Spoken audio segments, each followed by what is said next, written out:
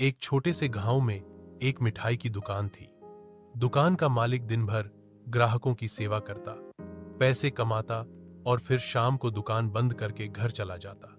वह बहुत अमीर नहीं था, लेकिन इतना कमा लेता था कि आराम से जीवन बिता सके।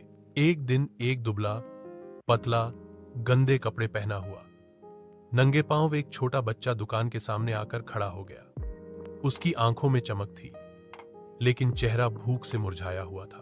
वह दुकान के अंदर झोंकते हुए बोला, भैया, 1 रुपए की मिठाई दे दो, बहुत भूख लगी है।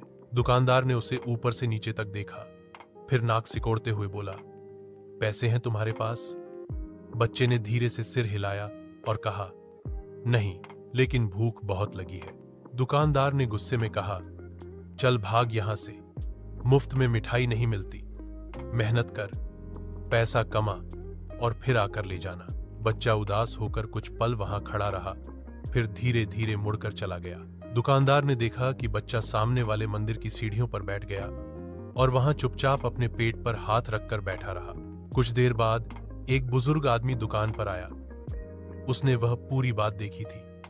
उसने दुकानदार से कहा, बेटा, मिठाई तो तुम रोज कई लोगों को बेचते हो, लेकिन आज तुम्हें एक इंसान को खाना देने का मौका मिला था, तुमने वह मौका खो दिया।